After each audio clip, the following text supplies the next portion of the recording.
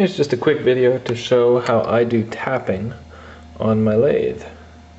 That's an M8 by 1.25 metric tap. I drilled the hole 17/64ths. And these are the ball screws that I'm using for my milling machine conversion. That's the first Y-axis, and then X, Z, and then this is the long X that I'll be using for the X2 Freak. So, of course the machine is CNC, but I'm doing this manually using just the tool post like that. Whoops, a little hard there. I wrote a quick program to start the spindle clockwise and then rotate it counterclockwise at the push of a button.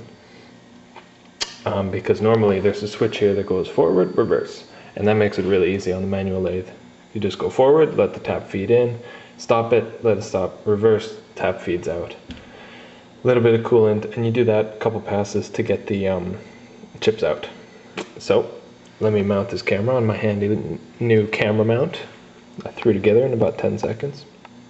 And let's do some tapping. So I just found out today that pushing the A key on the keyboard is basically your cycle start button. I had no idea. That makes life so much handier. So push A, rotates clockwise. Push A again, it does program stop. Push A again, it goes counterclockwise, and so on and so on. A little bit of drip coolant, C for coolant. Come on. It's turned down really low. Huh. There we go. Just a little bit. Don't need much at all. You can see the black tape. That's because I don't want to go too deep. The hole's only drilled for 0.85 deep. So that I don't bottom out the tap, the black is just a visual indicator for me to stop. So let's try this out. Clockwise.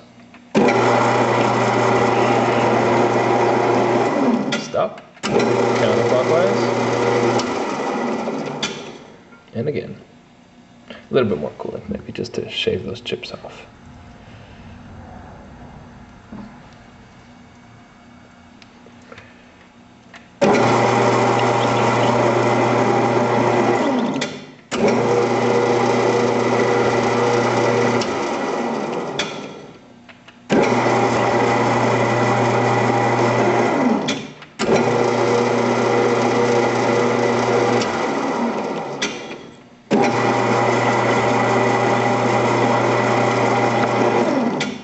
Perfect.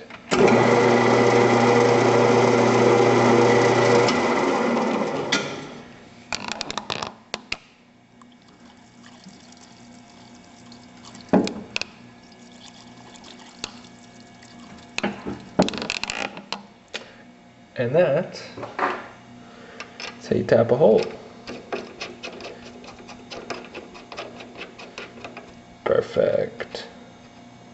Also, I'm very happy. I got a new threading insert from Shars, a new threading tool. And these are the threads that I busted out. They're perfect. They're 3/8 by 24. And they turn out really good. The flat parts didn't turn out so good at all. I was using a very dull insert. Let's do another one. Same thing. I'm spinning at 150 RPM. Just nice and slow speed. Coolant. Wait. Had it turned down. There you are.